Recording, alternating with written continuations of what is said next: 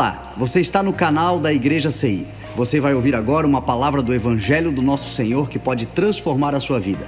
Antes de liberar o vídeo, eu quero pedir para que você se inscreva no nosso canal e compartilhe, para que mais vidas sejam abençoadas.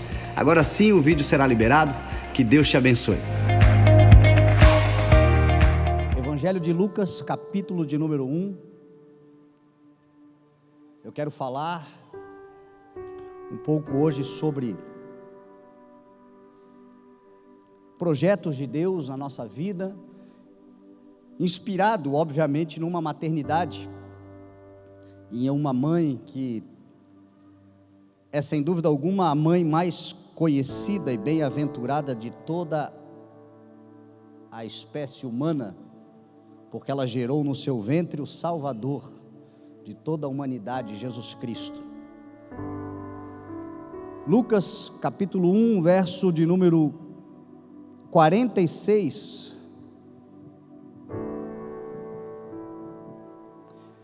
diz assim a palavra do Senhor: Então disse Maria: minha alma engrandece ao Senhor, e o meu espírito se alegra em Deus meu Salvador, pois atentou para a humildade da sua serva. De agora em diante todas as gerações me chamarão bem-aventurada, pois o poderoso fez grandes coisas em meu favor. Santo é o seu nome. Amém? Pai, nós te louvamos, Senhor, pela tua santa e poderosa, viva e eficaz palavra, e te pedimos, Senhor, uma porção aos nossos corações, neste dia tão especial, onde nós celebramos o dia das mães, das nossas mães, e aprendemos, Senhor, pela tua palavra, grandes coisas, grandes projetos que o Senhor tem para nós, entendermos o teu propósito para as nossas vidas. Então nos dá, Senhor, uma porção inspirada nesse dia, para a glória do teu nome, em nome de Jesus. Amém, graças a Deus. Amém. Quantos homens nós temos aqui? Levanta a mão assim, só os homens, só os homens. Olha só, agora levantem as mãos só as mulheres. Quantas mulheres nós temos aqui? Você nota que a maioria do auditório é composto por mulheres. Há quem diga que nascem mais mulheres do que homens, então, obviamente, nós temos na humanidade, no mundo, mais mulheres do que homens. Mas existe um fenômeno também que acontece entre nós, que não deveria acontecer, mas é uma realidade. Como igreja, nós temos que procurar restaurar e também nos adaptar a este novo mundo, para que a gente possa seguir proclamando o Evangelho e propagando a palavra do Senhor. Que fenômeno é esse? O fenômeno de que, infelizmente, homens abrem mão, não entendem, se corrompem, muito mais do que as mulheres, e não se posicionam na sua chamada e na sua vocação de sacerdócio, como o Senhor assim estabeleceu.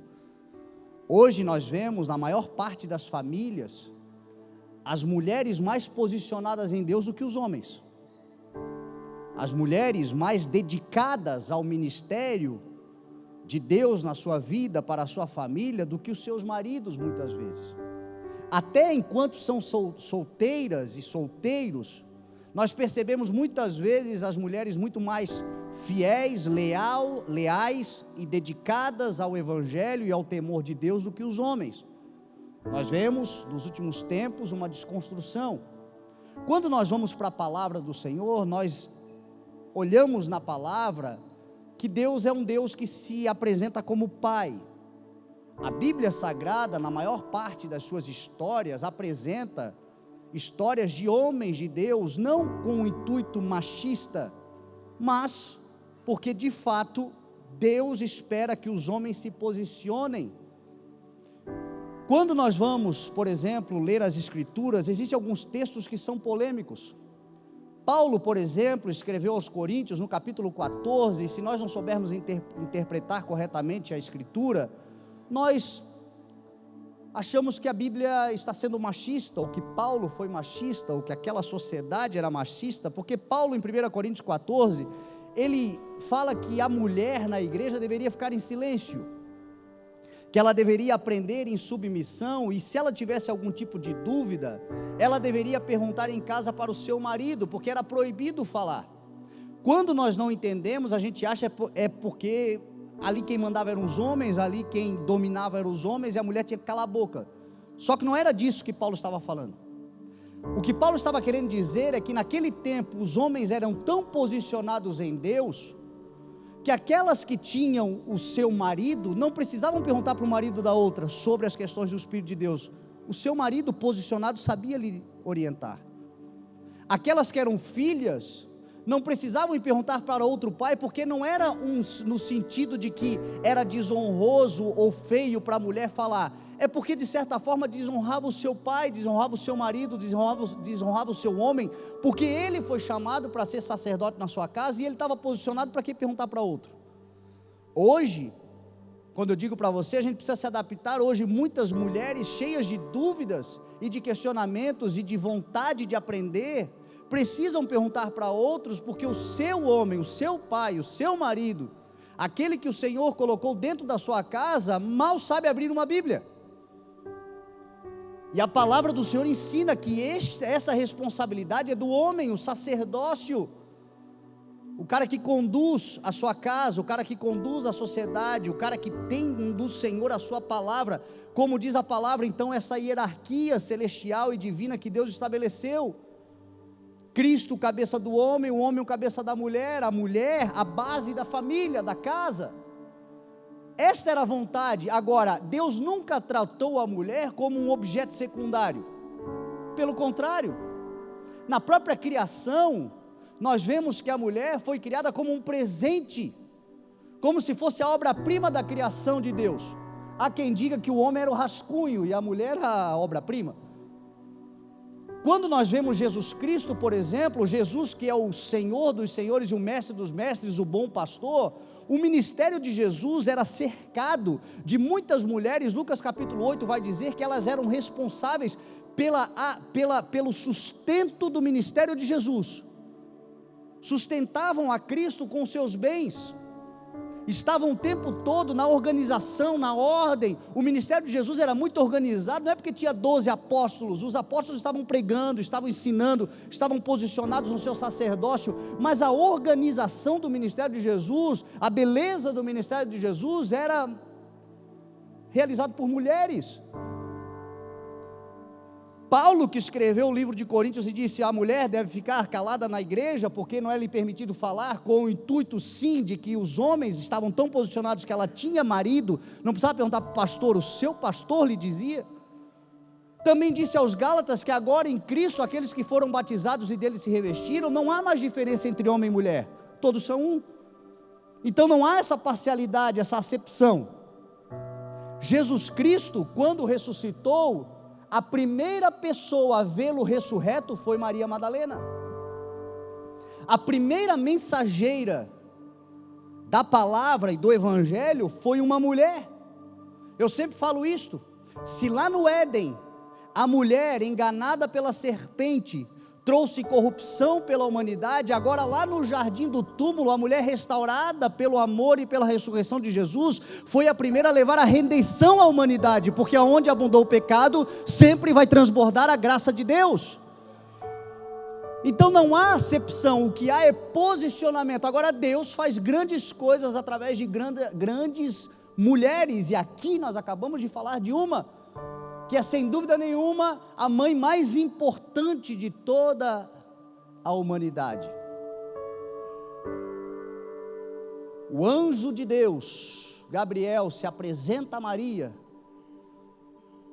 e ela, uma jovem prometida em casamento, uma menina ainda aos nossos dias. Naquele tempo, mulheres casavam-se aos seus 15, 16 anos, hoje é praticamente inconcebível uma ideia desta, mas ela ainda era uma menina, aos nossos dias, aos nossos olhares, prometida em casamento ao certo homem, José, e ela foi visitada pelo anjo que disse, alegre-se agraciada, o Senhor está com você.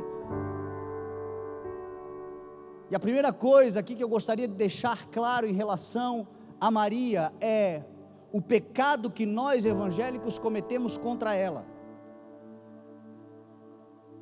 Os nossos irmãos católicos também cometem o pecado da veneração, da idolatria, e nós evangélicos muitas vezes cometemos o pecado do desprezo, da desonra.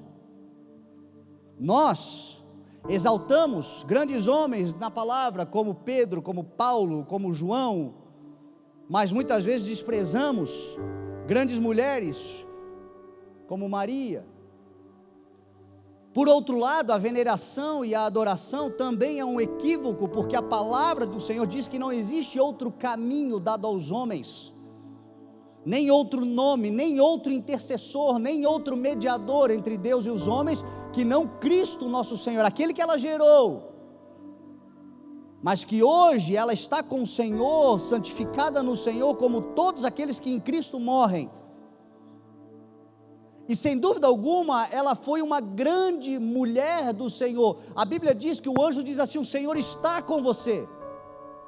O Senhor estava com ela naqueles dias que ela gerou o Salvador de toda a humanidade, e hoje ela está com este Senhor, esperando o grande dia da ressurreição, como todos aqueles que morreram em Cristo. Então, digna sim de menção, digna sim de reconhecimento. Ela, no seu cântico que eu acabei de ler aqui, disse: a partir de agora, todas as gerações me considerarão bem-aventurada, feliz, alegre por aquilo que realizou, mencionada, lembrada, honrada. Agradecemos ao Senhor pela vida dela. A única coisa que não podemos fazer é orar a ela, porque ela não nos ouve, ela não pode interceder. Quem intercede por nós é Jesus, e somente Jesus, aquele que ela gerou. Esta é a questão, e o texto diz por quê. Qual é a expressão de Gabriel para Maria? Alegre-se agraciada, ou seja, você recebeu graça. E o que é graça? Favor imerecido. Alegre-se agraciada, você foi favorecida, você foi visitada, você foi contemplada, você recebeu um favor especial, exatamente como nós. Todos nós fomos salvos pela graça, mediante a fé em Cristo Jesus. Nós fomos agraciados, nós fomos favorecidos, nós recebemos este favor. O texto bíblico, a minha Bíblia não é uma Bíblia evangélica, a minha Bíblia é uma Bíblia cristã. Se você pegar a sua Bíblia, que você lê lá na missa, é a mesma Bíblia. Graça, tudo é graça, tudo é favor. O que temos, o que fazemos, o que podemos, o que conquistamos, aonde estamos, o que vivemos, o que recebemos, é graça do Senhor. E porque é graça do Senhor, há um imperativo de Deus, que o anjo aqui revela a Maria, e ele diz a Maria o que todos nós deveríamos ter como um entendimento na nossa alma. O imperativo é: recebeu graça? Quem aqui é digno de graça? Quem aqui recebeu graça do Senhor? Então alegre-se. Se você foi alvo da graça, alegre-se no Senhor. Se você foi alvo de graça, por que você está se deixando entristecer? Como o Coraíta, que no Salmo 42 escreveu: por que você está tão triste dentro de mim, ó minha alma? Por que você se perturba dentro de mim? O salmista escreveu isto reconhecendo a grandeza, o favor, a visitação, a graça do Senhor, mas ao mesmo tempo ele faz uma pergunta a ele mesmo: se eu recebi tudo isto, por que está tão triste a minha alma dentro de mim? E ele diz: coloque a sua esperança no Senhor, porque certamente eu o louvarei, Ele é o meu Senhor e o meu Salvador. Sabe por que a gente se entristece? Porque a gente perde a esperança. Se você foi alvo de graça, a graça que te salvou, que te redimiu, que te justificou, por que você acha que o Deus que te visitou com graça para te salvar, não vai te visitar com graça agora para te orientar e te conduzir a um lugar de vitória? Se o Senhor já fez uma vez, por que vai te abandonar agora? Então por que a gente se entristece? Porque a gente perde a esperança. Esperança é a falta de fé, é a falta do firme fundamento daquilo que eu espero. Porque em algum momento, por alguma causa, razão, motivo ou circunstância, agora eu perco a minha esperança no meu autor, no meu consumador de todas as coisas, mantendo o olho fixo, como diz a palavra, no que está adiante, aquele que caminha como quem tem alvo, e não aquele que caminha agora olhando para trás, ou se distraindo olhando para os lados, mas mantendo o seu olhar fixo no que está diante de você. Se você manter o seu olhar fixo no que está diante de você, você não vai perder a sua esperança, e o seu olhar deve estar no trono da graça. Como diz o escritor de Hebreus, assim aproximemo-nos do trono da graça, com total confiança e esperança, sabendo que encontraremos no Senhor misericórdia e graça que nos ajudará no momento da fraqueza. E o anjo Gabriel aqui diz para ela: alegre-se, é um imperativo. Paulo, na sua carta aos Filipenses, no capítulo 4, no verso 4, vai dizer assim: alegrem-se sempre no Senhor. Novamente eu direi, alegre-se. Aonde? No Senhor. Paulo vai dizer, na sua primeira carta aos Tessalonicenses, no capítulo 5, no verso 16, um verso, com uma frase, que diz assim: alegrem-se sempre. Aonde? No Senhor.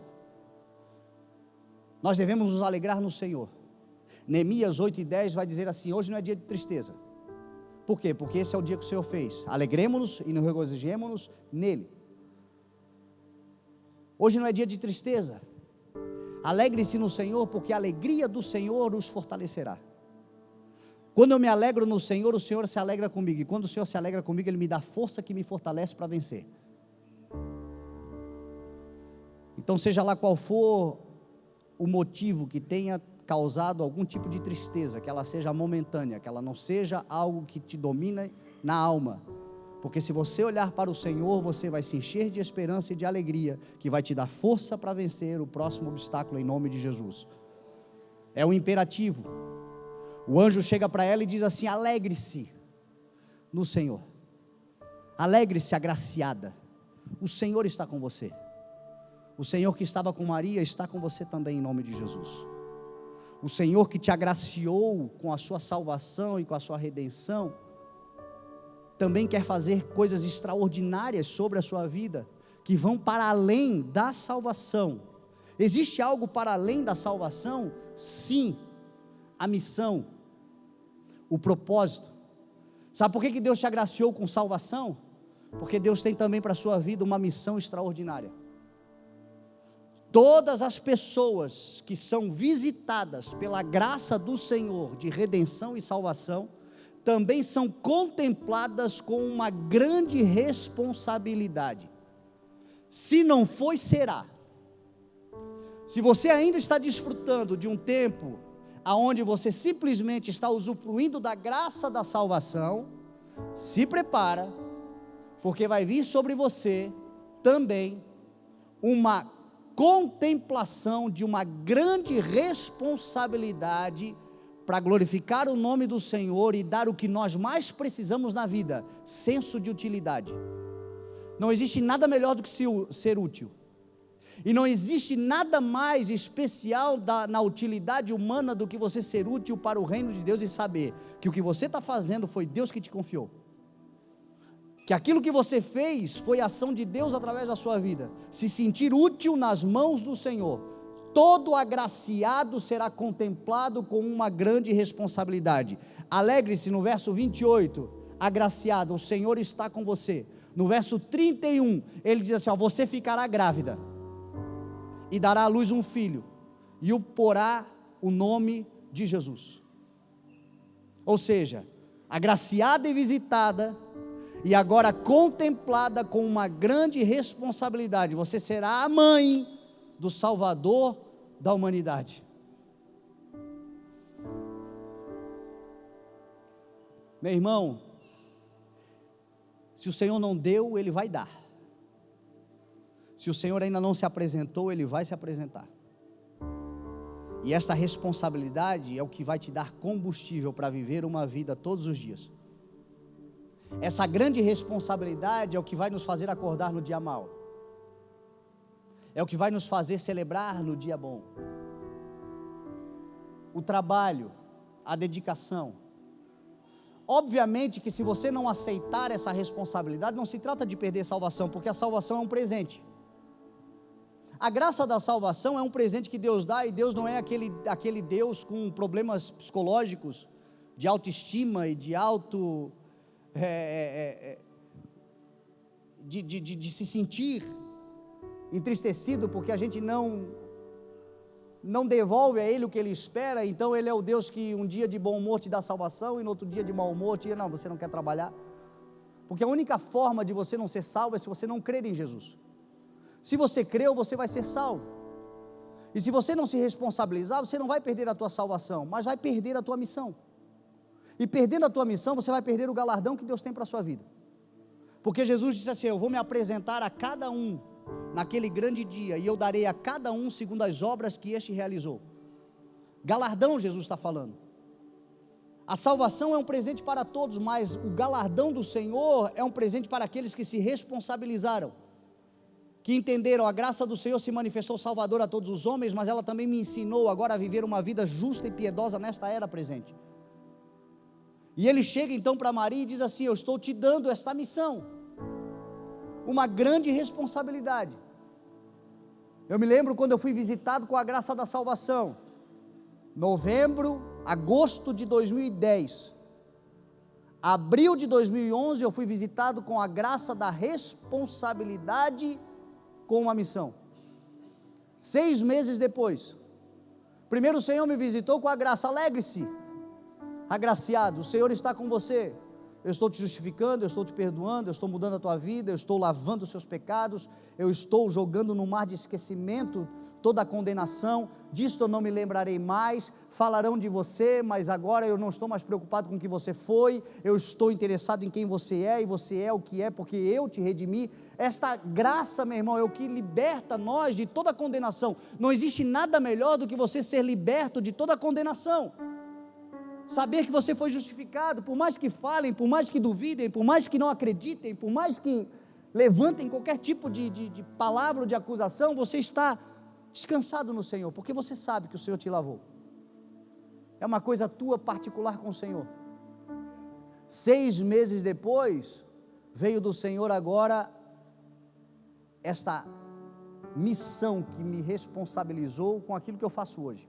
E o Senhor disse, se você ficar calado agora, socorro e livramento virá de outra parte, mas eu estou te chamando para ser socorro, para ser livramento, para com uma palavra ajudar, auxiliar, repreender, corrigir, edificar, consolar, instruir. E de lá para cá o Senhor tem me dado pontualmente palavras que têm ajudado pessoas a viverem novas vidas e novas histórias com o Senhor.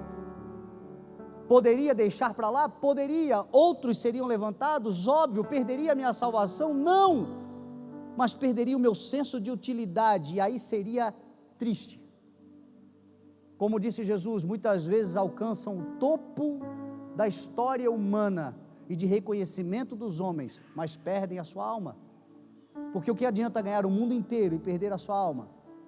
O que adianta ganhar todas as coisas e chegar no topo do mundo e dizer, do que valeu? Qual a vantagem? Porque aquilo que eu fui criado para ser mesmo, o Senhor me falou e eu não quis, eu rejeitei. Então talvez alguns aqui já receberam essa chamada, se envolva com ela. Talvez outros digam, não, eu ainda não recebi, fique em paz. O mesmo Senhor que se apresenta dizendo, alegre-se, agraciado, o Senhor está com você, daqui a pouco vai se apresentar dizendo, você também dará à luz a algo extraordinário, e cuidará disto, e glorificará o meu nome através disso, em nome de Jesus. Nós também vamos gerar algo. Todos nós estamos gerando algo no Senhor, ou já geramos algo no Senhor, e agora estamos desenvolvendo isso, cuidando disso, zelando por isso, até o dia em que entregaremos e devolveremos de novo ao Senhor, porque tudo que Ele nos dá para realizarmos é obra dEle, é para a glória dEle, e um dia nós devolveremos e prestaremos essa conta. Então Maria, que foi agraciada, agora também foi visitada, na mesma visitação foi responsabilizada, porque todos os que são agraciados também recebem a contemplação de uma grande responsabilidade.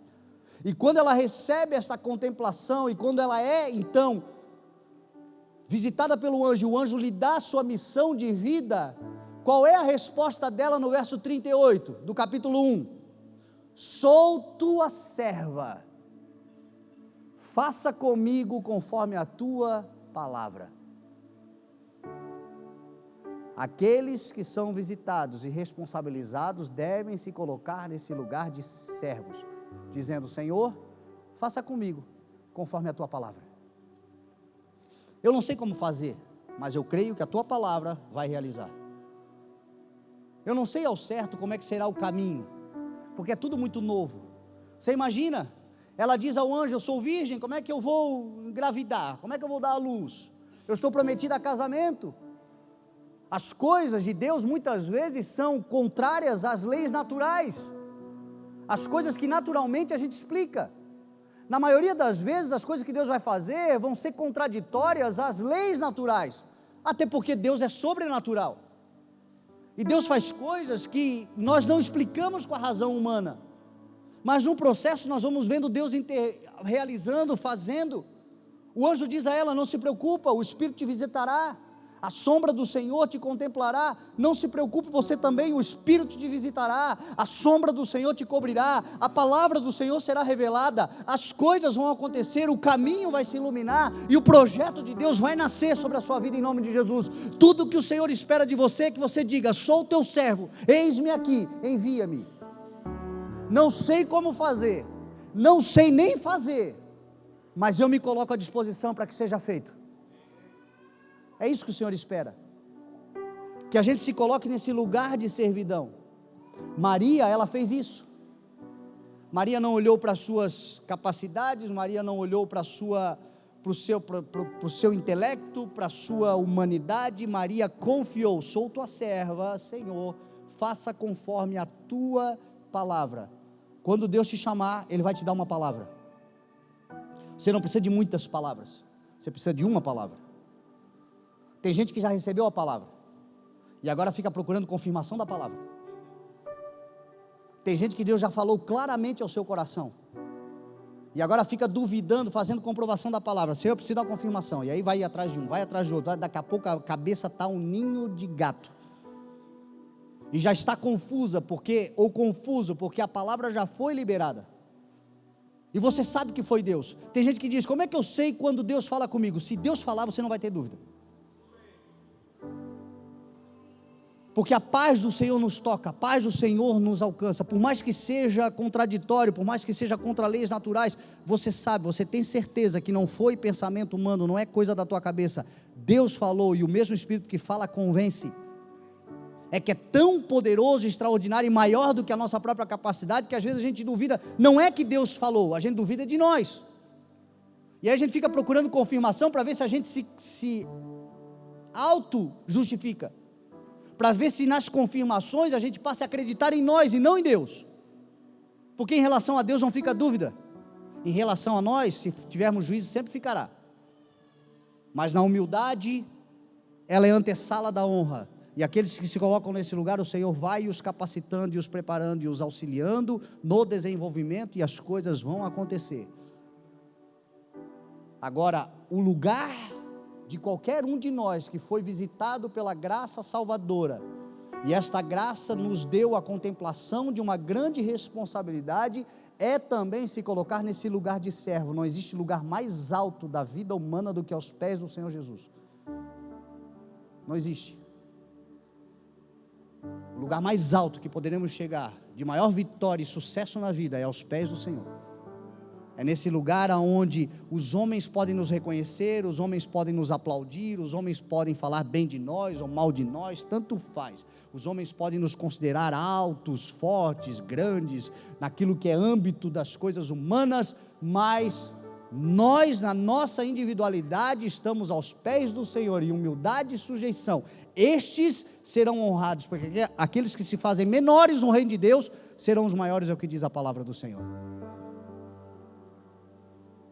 Esse lugar de servo, esse lugar de submissão, é difícil, porque somos uma geração contaminada pelo egocentrismo,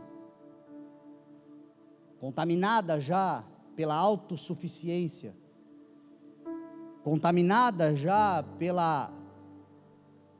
pelas palavras de você não depende de ninguém, você não precisa de ninguém, você faz o que faz. teu corpo, tuas regras. E a gente confunde as coisas e nos esquecemos que no que diz respeito à nossa vida com o Senhor, não sou eu quem vive, é Ele quem vive em mim. Não sou eu quem quero, é Ele quem quer em mim. Não é feita a minha vontade, é feita a vontade dEle em mim.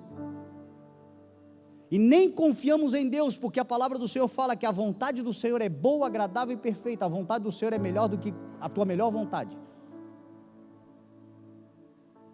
A vontade do Senhor sobre nós é melhor do que qualquer boa vontade, é o melhor plano que tenhamos ao nosso respeito. Ele diz: sou eu quem conheço os planos que tem para vocês.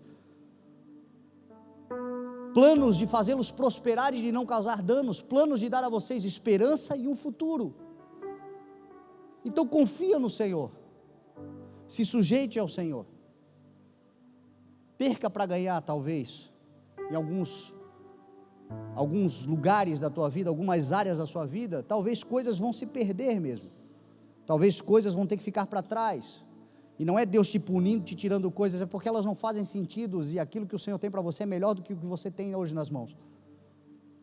O Senhor precisa que você confie nele, porque Ele é bom, porque Ele é maravilhoso, porque Ele é um Deus que conduz a pastagens verdejantes, a lugares de honra, a lugares altos, a lugares aonde nós vamos reinar, nós vamos ser cabeças, nós vamos estar em grandes e extraordinários lugares.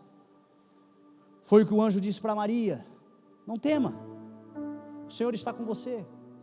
Uma jovem, toda receosa, conhecedora da cultura da sua época, sabedora que a sua atitude de dizer sim ao Senhor, provavelmente iria lhe dar uma fama maldita na sociedade, porque vem com a história de que um anjo visitou e o Espírito de Deus engravidou. Que isso? O próprio José, seu noivo, pensava em anular o casamento secretamente. Justo, óbvio. Não faz sentido algum eu absorver agora uma mulher que está grávida, sabe-se lá de quem. Mas aqueles que são parte do propósito de Deus para a sua vida, também serão visitados pelo Senhor e convencidos da ação e do poder do Espírito de Deus sobre a sua vida, e serão no seu lado grandes homens e mulheres que te ajudarão no grande propósito de Deus. Este José que queria cancelar o casamento fazia parte do propósito. Deus queria, através da vida dele, desenvolver Jesus sobre a terra. Os preceitos, os ensinos, ele seria sim o pai de Jesus nesta terra para condução. E aí o anjo lhe visitou também em sonho e disse: pode receber, porque o que nela foi gerado procede do Senhor. Então ele não teve medo. Todos aqueles que foram contemplados com grandes responsabilidades, também serão contemplados com grandes aliados. A gente fala muito das pessoas que se levantam contra, das pessoas que duvidam e tal, para te dar ânimo e força para continuar apesar de. Mas você não vai sozinho, você nunca vai sozinho. O mesmo passo que talvez a maioria, ou os que você espera, lhe abandonam, gente que você nem espera, ou uma minoria, mas fortalecida no Senhor, também será aliado do propósito de Deus para a grande missão que Ele tem, que é comum a todos nós.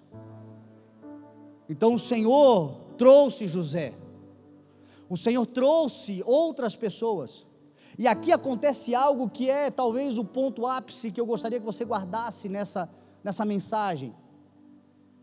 Quando Maria foi contemplada com a missão e se responsabilizou com ela e disse: pode fazer, porque Deus não vai fazer se você não disser sim. Quem nos domina, quem gosta de possuir, não é Deus. Deus gosta de habitar, e para habitar Ele diz assim: ó, eis que eu estou à porta e bato, se alguém abrir, eu entrarei e cearei com ele e ele comigo. Quem domina, quem possui não é Deus, é Satanás. Satanás gosta de dominar, escravizar, mesmo contra a vontade, nos botar arreios.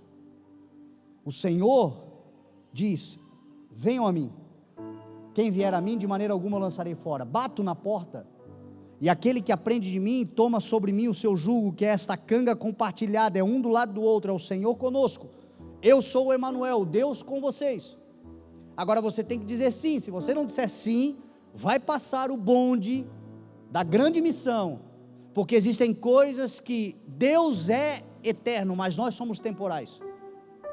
Existem coisas em relação ao que Deus quer fazer na nossa vida, que se a gente não se posicionar agora, não vai dar tempo. Então o tempo é agora, o tempo é hoje, o momento é já. Talvez não aconteça amanhã, vai acontecer daqui 10 anos, como diz uma frase de um amigo nosso aqui, o Tiago, ele sempre diz assim, ó, leva muito tempo para de repente acontecer alguma coisa. Leva muito tempo para de repente acontecer alguma coisa. De repente vão dizer assim, uau, Deus levantou assim do nada, né? Deus levantou do nada, já viu como? Não, você sabe o processo que você passou.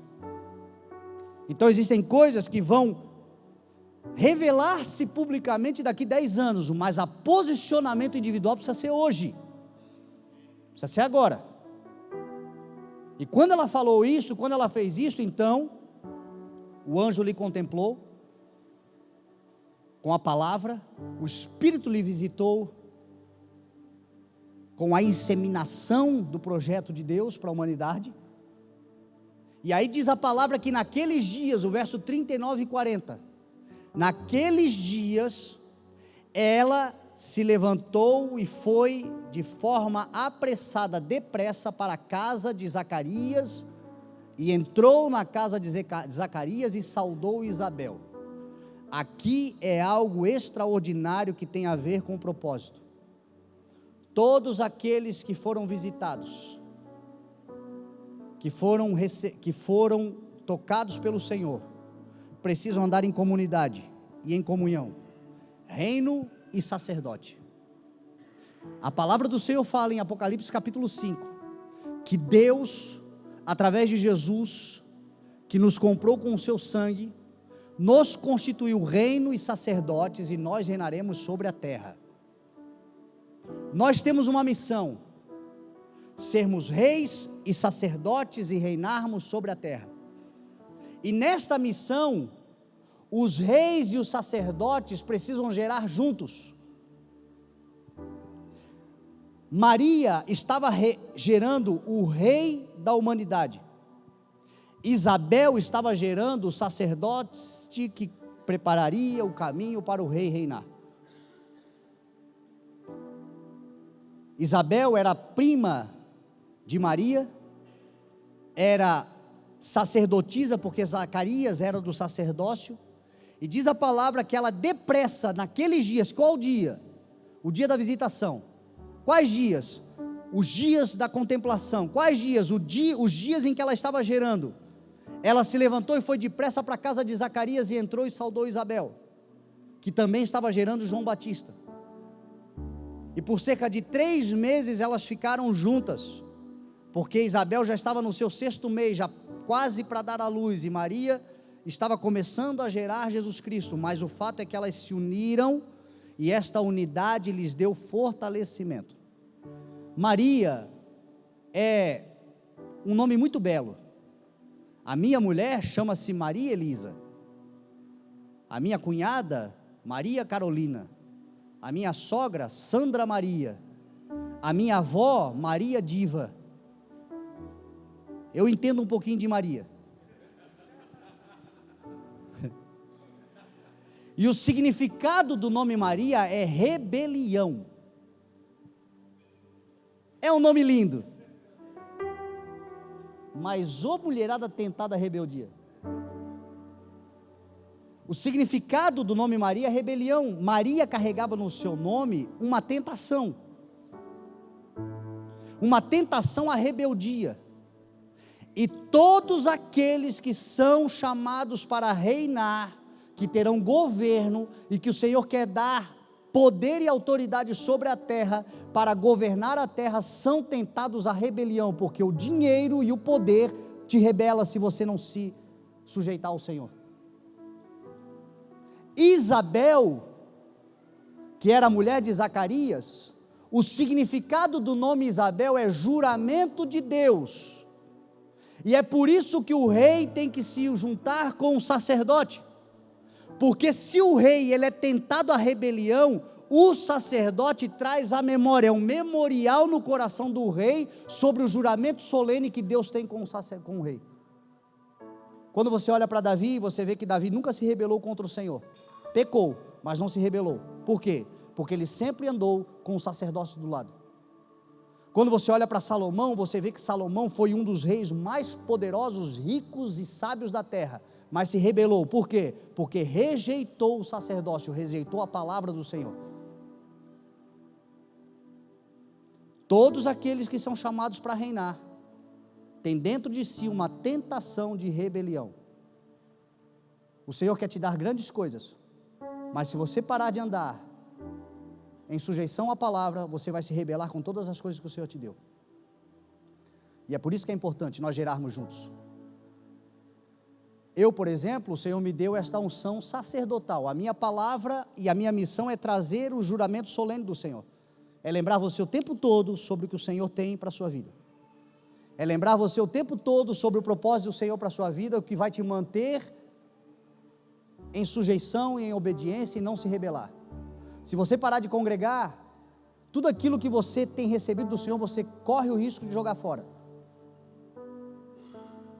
Se você parar de ouvir a palavra do Senhor, tudo aquilo, o Senhor tem uma promessa, a sua igreja governar, a sua igreja avançar.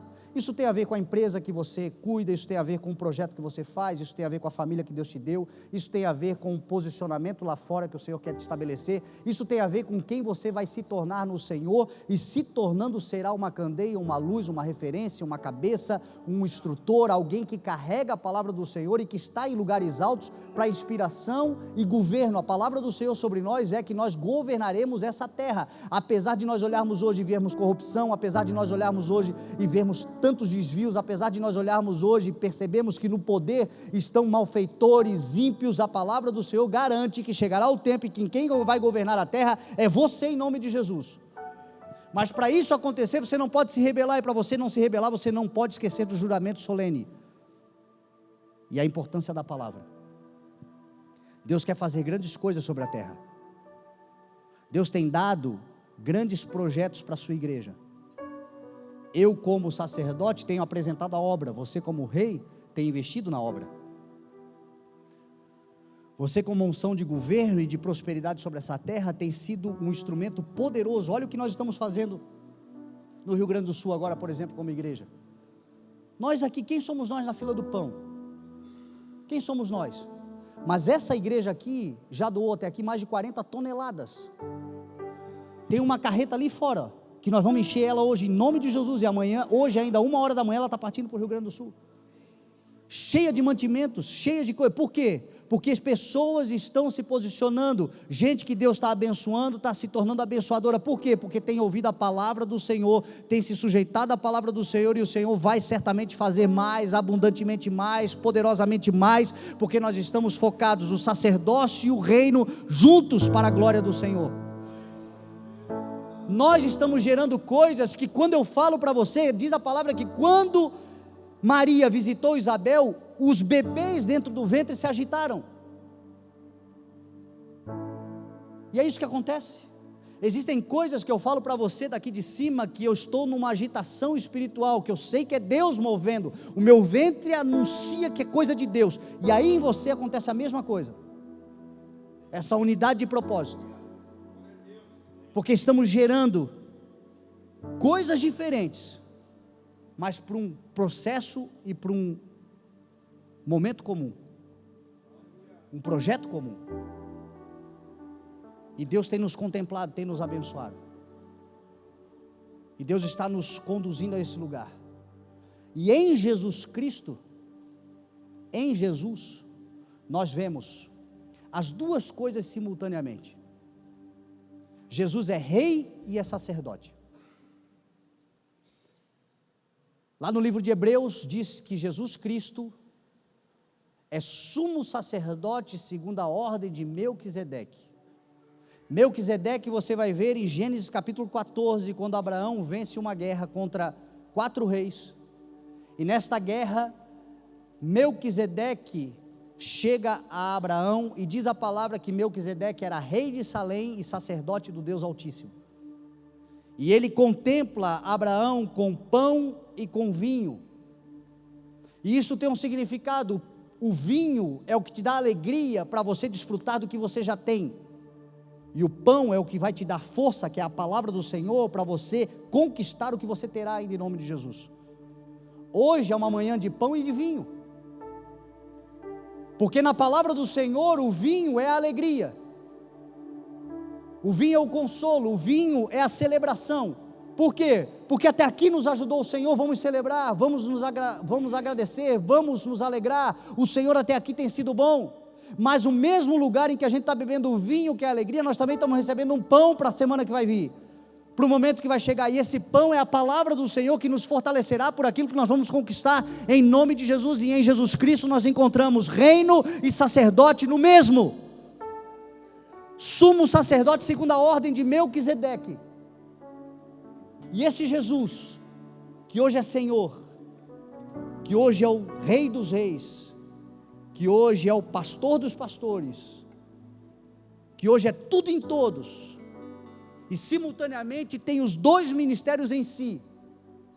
Este Senhor nasce, se faz homem, se faz carne, e nasce através de uma mulher, um ventre humano que gerou, porque mulheres são abençoadas por Deus, com esta bênção da maternidade que gera.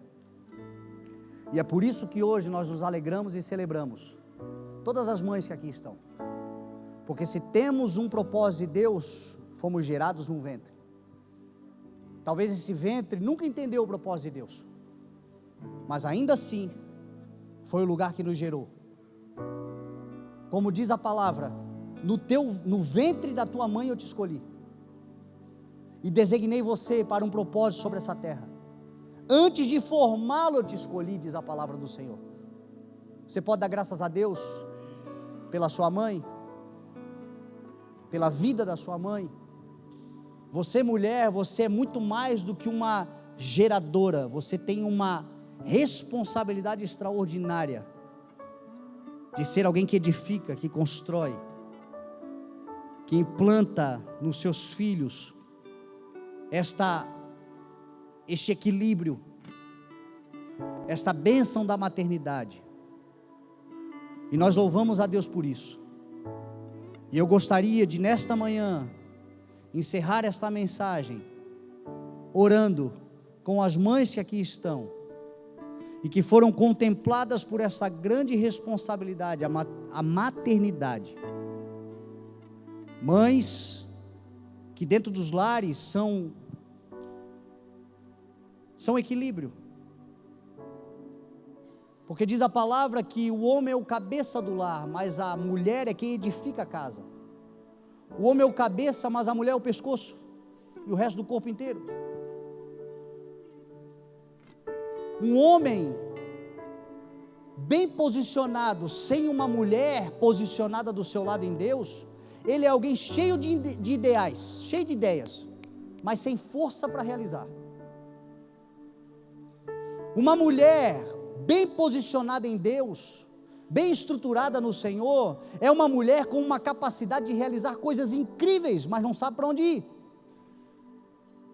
E é o homem e a mulher unidos que formam o que nós chamamos de lar. E o lar, a família, é a força de toda a sociedade.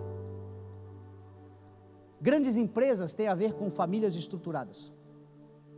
Hoje você vê que muitas empresas se tornaram multinacionais, mas elas começaram como empresas familiares. Coisa de família que se unia, o marido bem posicionado, a mulher bem posicionada, o marido cheio de ideia e a mulher cheia de capacidade de fomentar e realizar com organização essas ideias. Uma casa estruturada onde o marido temente a Deus se tornou o porto seguro, porque esta é a função do homem, ser o provedor, ser o porto seguro, ser aquele que dá os valores morais e espirituais para os seus filhos. É responsabilidade nossa como pais. Às vezes os filhos estão virando a casa cabeça para baixo, vai lá, mulher, olha lá, a culpa é tua, não é dela, porque valor moral e espiritual é o pai que dá.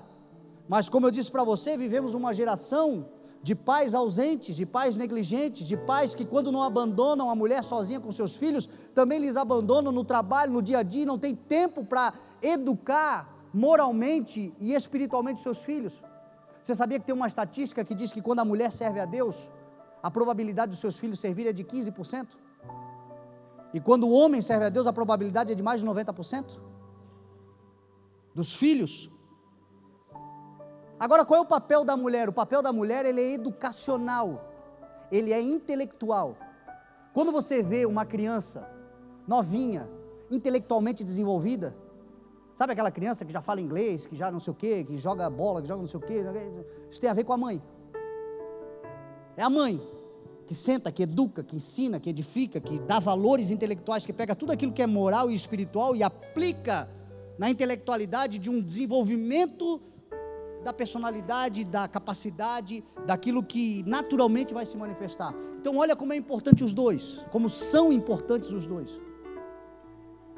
E hoje especialmente é o Dia das Mães, e eu gostaria muito de orar para que estas mães, que são orientadas pelo Espírito de Deus, porque, como eu falei para você, em muitos casos, o cabeça que deveria ser o homem do lar, não se posicionou mais, graças ao Pai Celestial, que Ele sempre se posicionará como cabeça dos cabeças, e Ele sempre estará no comando de todas as coisas.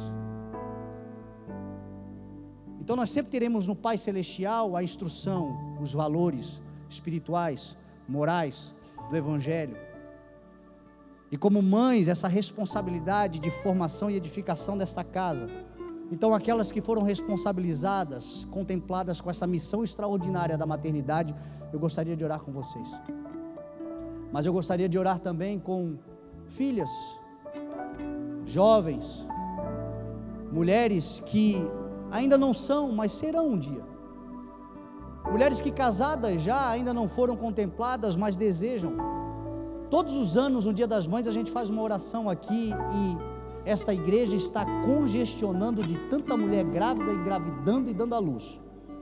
Que isso? Tu é o profeta da barriga? Não, meu irmão. É que Deus quer tanto que cresçamos e multiplicamos, que basta você dizer sim, o Senhor vai te ajudar e vai te auxiliar, e a vontade do Senhor é gerar famílias fortes, não parem de gerar. Eu digo aos jovens casados, vão fazer filhos, porque a cultura hoje diz, não, deixa para fazer filho lá depois dos 30, 40, não, faz agora. A Bíblia diz que abençoados são aqueles que têm os filhos da juventude, a sua aljava cheia deles. Faz uns 7, 8 já, até os 30 anos, em nome de Jesus. Tenha a responsabilidade, faz o que você pode criar, mas não deixa de fazer, porque o Senhor se alegra, o Senhor quer constituir famílias fortes. Sabe o que vai vencer o mundo de trevas, tenebroso e maligno? Famílias fortes. O bem vence o mal, só que o bem precisa existir, e o Senhor quer contemplar. Então, em nome de Jesus, vamos nos colocar de pé, e eu quero orar.